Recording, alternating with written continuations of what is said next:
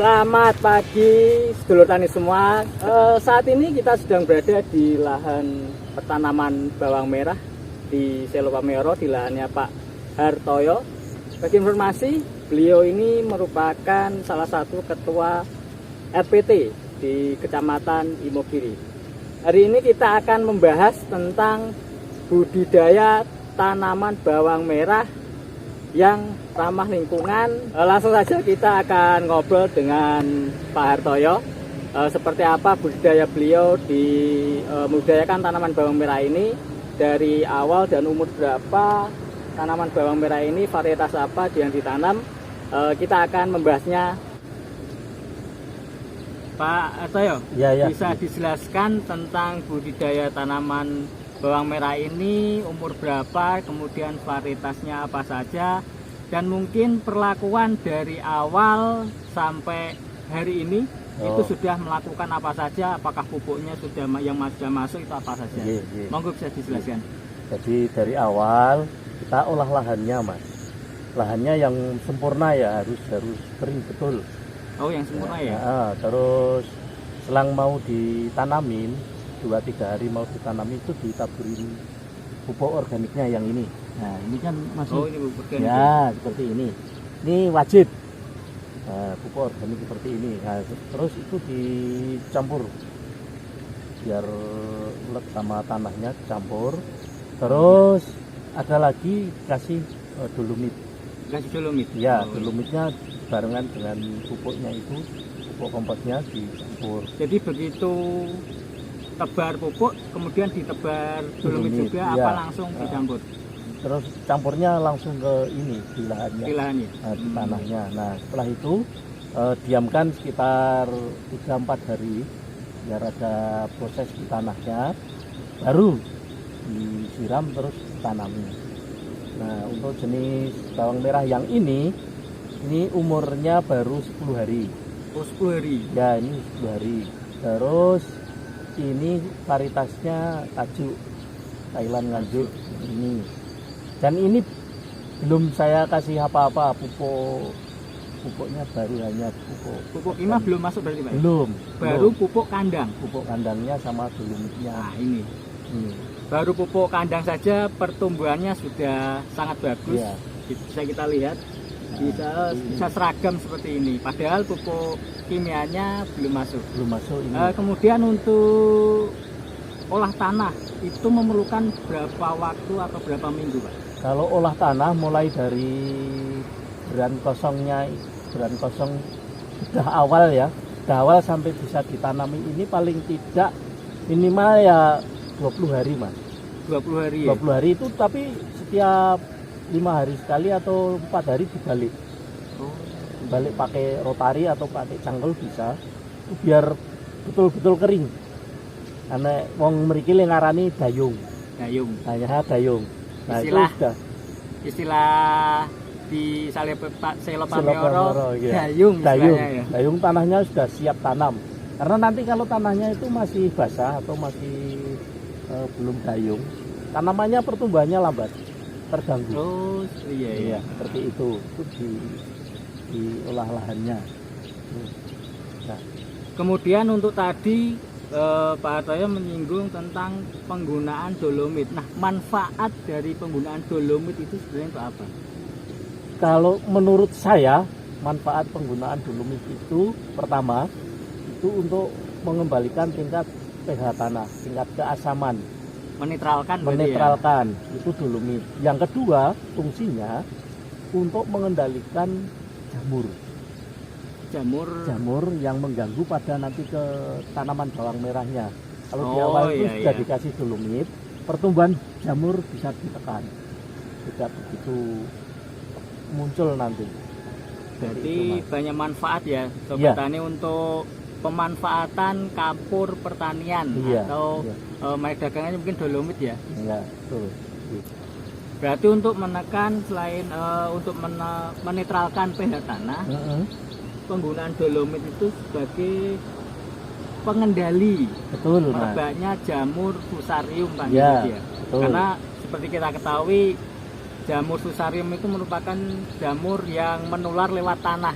Iya, betul. Jadi ketika tanaman bawang merah itu nanti sudah terserang, besar kemungkinan itu akan mati. Ya, ya. Atau istilah di sini nanti moler seperti Ya, itu. moler. Iya, betul Mas. Nah, kemudian untuk pengendalian hama penyakitnya yang sudah Pak Hartoyo lakukan, terutama yang ramah lingkungan. Seperti apa, Pak? Kalau hama penyakitnya, kalau untuk penyakit itu rata-rata kan jamur ya Mas. Iya. Jamur itu di pupuk komposnya ini sudah kami campur sama trichoderma itu. Oh, trichoderma. Ya, jadi salah satu bahan pengendali jamur trichoderma itu sudah kami campur di komposnya. Kompos. Ya, itu untuk penyakitnya. Rata-rata di sini yang muncul hanya jamur. Terus untuk hama itu di sini ada ulat. Terus kalau musim kemarau kayak gini itu mungkin ada, kalau bahasanya itu grandong ya, grandong di dalam. Ya itu kalau bahasanya apis ya kalau itu. Iya. Nah itu ulat sama grandong itu kalau saya yang kami lakukan itu pakai daun mimba, kami campur sama gadung, terus sedikit ada tembakau, campur, nanti airnya untuk semprot itu.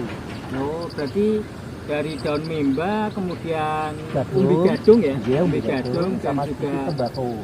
daun tembakau. Ya, Itu untuk pencampurannya, kemudian perendamannya itu berapa hari atau berapa jam gitu? kalau perendamannya itu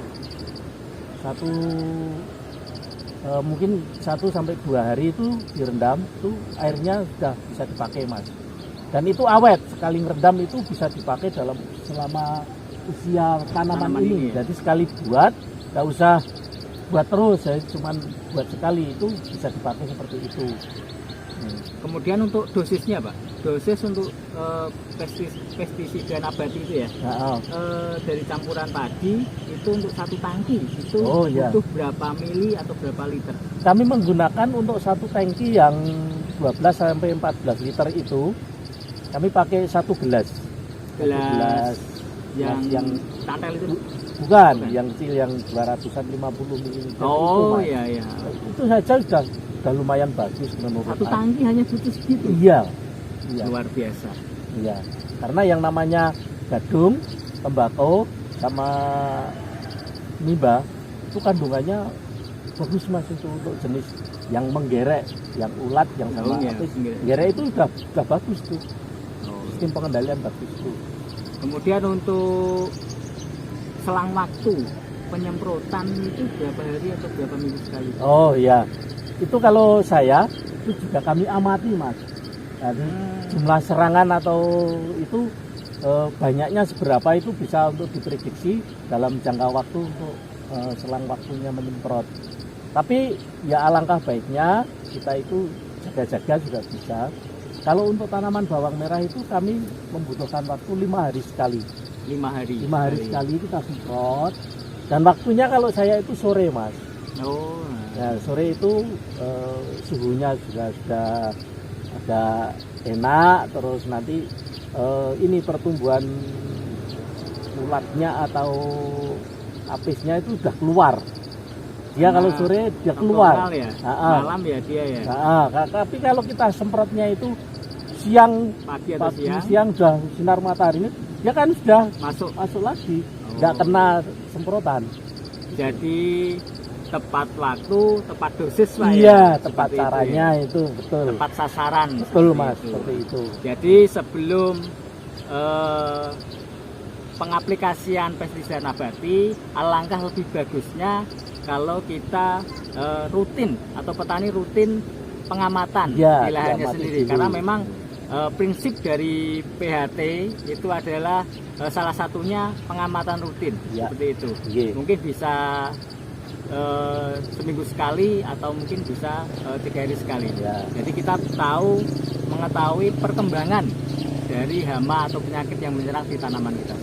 Betul Pak.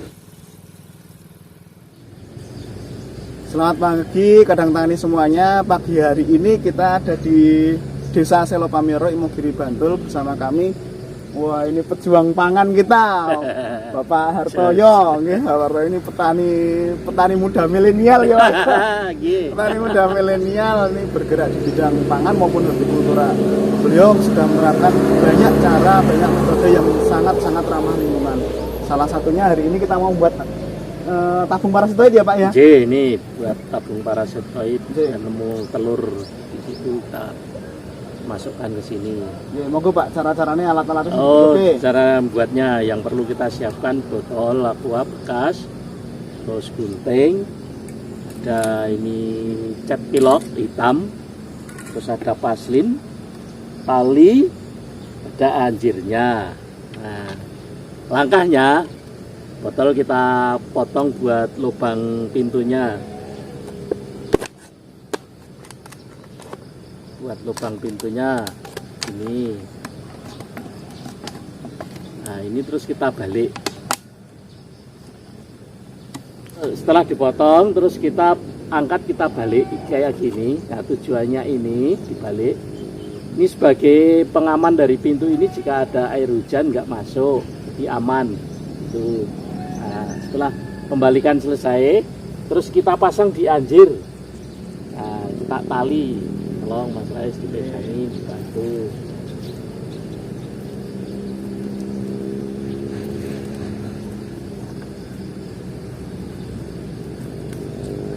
Kita tali dua biar nggak lepas.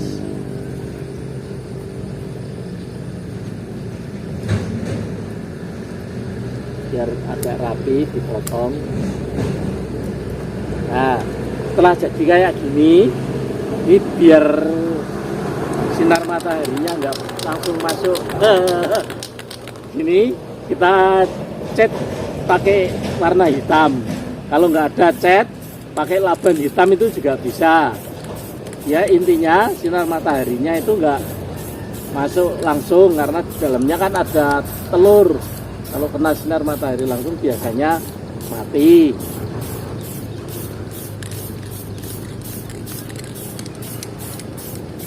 Nah, gerak-gerak kayak gini bentuknya, catnya seperti ini. Nah, setelah jadi kayak gini, terus bagian bibirnya ini, bibirnya botol yang tadi kita buat lubang ini, kita oles pakai vaselin. Kalau nggak ada vaselin ya oli bekas lah, tapi yang agak kental kalau oli bekas ya. Pokoknya intinya lem ya Pak ya. Nah, intinya lem ini, jika nanti telurnya yang di dalam itu menetas, itu jika jadi ulat itu nggak bisa keluar, jadi tetap di dalam. Ya, tapi kalau menetasnya itu bentuknya parasitoid, dia bisa terbang, langsung terbang ya gitu. Nah, kira-kira ini alatnya seperti ini, oke? Jadi alatnya seperti ini ya, sedulur tani semuanya. Ini sangat mudah. Kita 05 menit jadi ya Pak ya. Jadi, ada 5 menit jadi. Ini sangat membantu parasitoid untuk berkembang biak, di mana parasitoid itu nanti membantu petani untuk mengatasi hama di pertanian. Salah satu langkah konservasi musuh alami yang sangat bagus, murah secara ekonomis. Mantap Pak.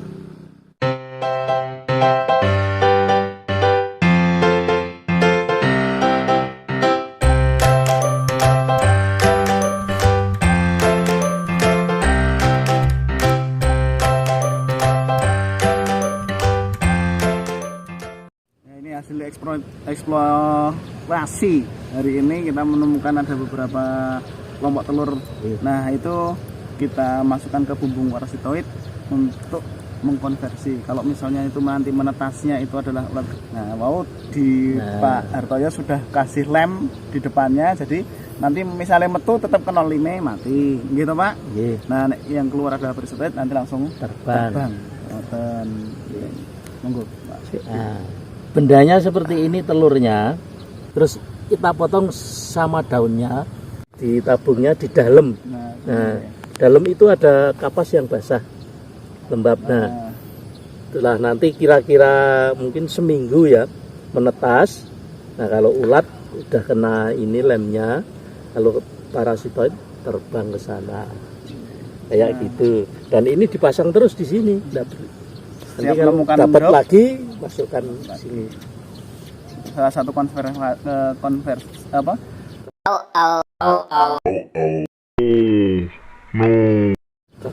Konservasi musuh alami parasitoid. Ya. Jadi nanti bisa Trichogramma keluar, bisa Telenomus keluar, bisa Tetranychus keluar gitu.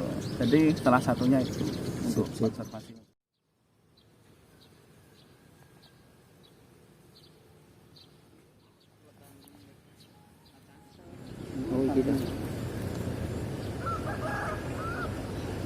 Ya, sedulur tani, kita sekarang mau memasang ini yellow trap ya, yellow trap ya, nanti di sini dikasih feromon eksi.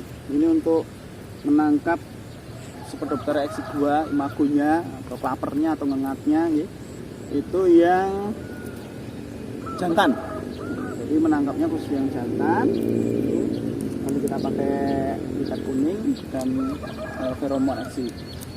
Jadi untuk salah satu untuk mengatasi merebaknya atau perkembangan Spodoptera exigua di bulan Juli Agustus ini memang sangat luar biasa penerbangannya gitu. Itu salah satunya adalah menangkap si jantan supaya tidak bisa mengawini si betinanya. Atau nanti juga bisa digunakan sebagai salah satu langkah tetenger kalau orang Jawa bilang. Tetenger itu nandani ya Pak nggih. Tondo. Kalau di situ itu ada penerbangan Spodoptera exigua. Jadi langkah-langkah yang lain misal pemasangan trap, leg trap itu bisa dilaksanakan, atau langkah-langkah misalnya pembuatan nepes dan nabati untuk nanti antisipasi ulatnya itu juga bisa dilaksanakan. Jadi salah satu fungsi dari pemasangan leg trap yellow trap ini bersama exigua feromon eksi itu adalah untuk meramalkan perkembangan, dan yang kedua itu adalah untuk nyudo atau mengurangi dari penetasan telur karena tidak ada yang mengawini si betinanya. Jadi pemasangannya cukup sederhana nggih, dipasang di sini diajir kemudian ini feromon eksinya kita buka, diusahakan tangan seminimal mungkin kena, ini dalamnya itu seperti penting ya. Seperti penting kayak gini, terus nanti dimasukkan ke lubang yang nomor 3 yang di atas. Kita masukkan ke sini. Rondo angel Pak lubangnya, tapi gunungnya iso. Ada cilik masalahnya. Nah, Ya alon-alon yo mlebu Mas. masuk. Ini sudah masuk, kemudian kalau sudah baru kita lepas likatnya. Karena kalau dilepas dari awal nanti kena tangan. Mlebu Mas iki sana. Nah, ini kita lepas. Jangan lupa sampahnya dikumpulin ya Lor, jangan sampai mengotori lahan kita. Ini dimasukkan ke plastik nanti. Ini ambil yang depan juga yang belakang. Yang belakang.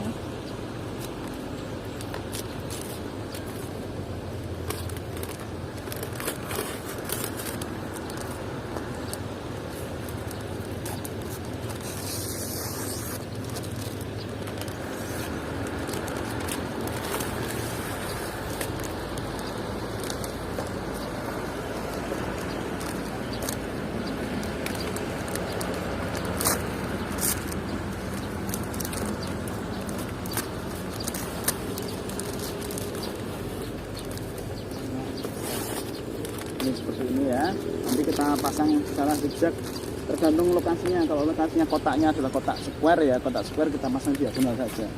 Kalau misalnya pemanjang banyak, itu bisa pasang zigzag seperti di gergaji. Oke, pasang. Siap.